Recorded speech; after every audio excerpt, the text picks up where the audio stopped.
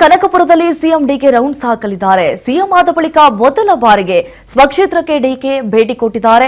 ಸ್ವಕ್ಷೇತ್ರದ ಜನರಿಗೆ ಕೃತಜ್ಞತೆ ಸಲ್ಲಿಸಿದ್ದಾರೆ ಸಿಎಂ ಡಿಕೆ ಶಿವಕುಮಾರ್.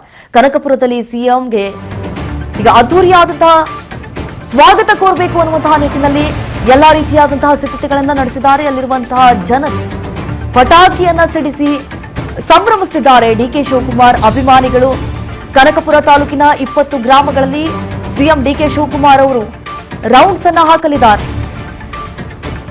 ಜಾನಪದ ಕಲಾ ತಂಡಗಳಿಂದ ಸಿಎಂ ಡಿಕೆ ಶಿವಕುಮಾರ್ ಅವರಿಗೆ ಸ್ವಾಗತವನ್ನ ಕೋರಲಾಗಿದೆ.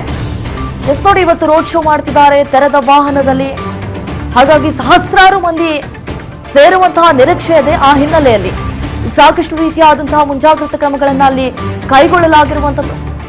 ತೆರೆದ ವಾಹನದಲ್ಲಿ ರೋಡ್ ಶೋ ಮೂಲಕ ಅಭಿನಂದನೆಯನ್ನ ಸಲ್ಲಿಸಲಾಗುತ್ತೆ ಜನಗಳಿಗೆ. ಹಾರೋಹಳ್ಳಿ ಸರ್ಕಲ್ನಲ್ಲಿ ಅದ್ದೂರಿ ಸ್ವಾಗತಕ್ಕೆ ವ್ಯವಸ್ಥೆಯನ್ನ ಮಾಡಿಕೊಳ್ಳಲಾಗಿದೆ. ಬೆಂಗಳೂರು ದಕ್ಷಿಣ ಕ್ಷೇತ್ರದ ಹಾರೋಹಳ್ಳಿ ಸರ್ಕಲ್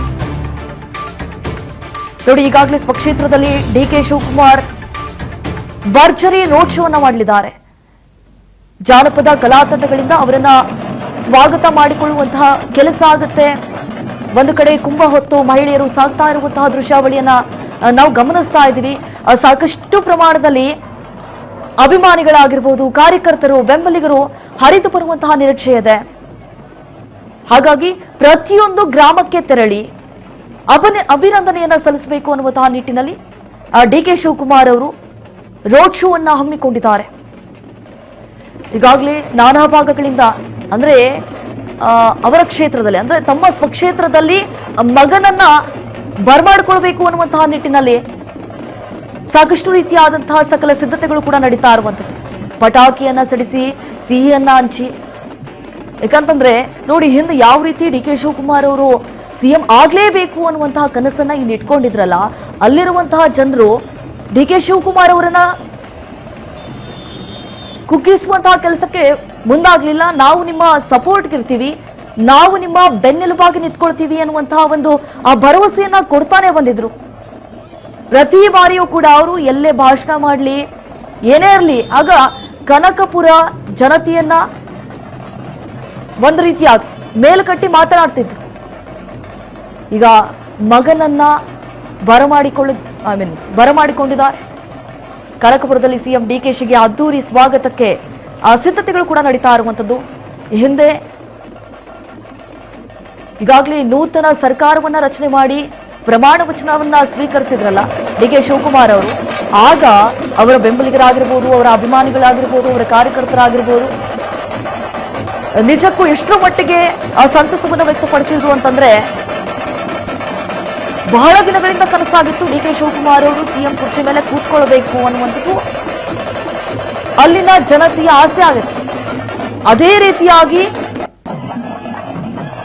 ಅವರ ಆಸೆ ಏನಿದೆ, ಆಕಾಂಕ್ಷೆಗಳು ಎಲ್ಲವೂ ಕೂಡ ನೆರವೇರಿದೆ.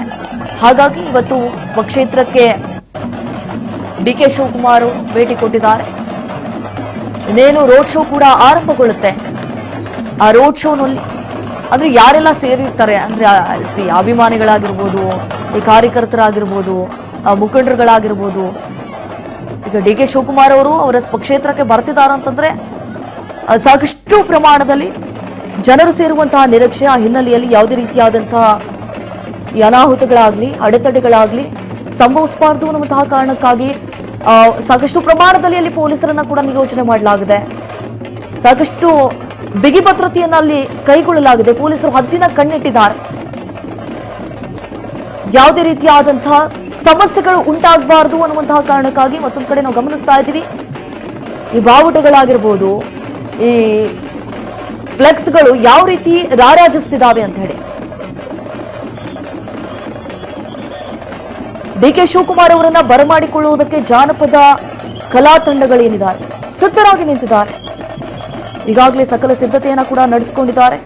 ಒಟ್ನಲ್ಲಿ ಏನಾದರೂ ಮಾಡಿ ಮನೆ ಮಗನನ್ನ ಬಹಳ ಅದ್ದೂರಿಯಿಂದ ಸ್ವಾಗತಿಸಬೇಕು ಅಂತ ಹೇಳಿ ಈಗ ಸ್ವಕ್ಷೇತ್ರದ ಜನತೆ ಕಲಾ ತಂಡಗಳೊಂದಿಗೆ ಸಾಕಷ್ಟು ರೀತಿಯಾದಂತಹ ಸಿದ್ಧತೆಗಳನ್ನು ಕೂಡ ನಡೆಸ್ತಿದ್ದಾರೆ.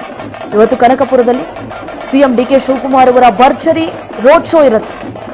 ಅದು ಸಿಎಂ ಆದ ಬಳಿಕ ಮೊದಲನೇ ಬಾರಿಗೆ ಸ್ವಕ್ಷೇತ್ರಕ್ಕೆ ಭೇಟಿ ಕೊಡಲಿದ್ದಾರೆ. ನಿಜಕ್ಕೂ ಅವರ ಸ್ವಕ್ಷೇತ್ರದ ಜನರು ಏನಿದ್ದಾರೆ ಬಹಳ ಸಂತಸವನ್ನು ವ್ಯಕ್ತಪಡಿಸಿದ್ದಾರೆ. ಒಂದು ರೀತಿಯಾದಂತಹ ಹಬ್ಬದ ವಾತಾವರಣ ಮನೆ ಮಾಡಿದೆ.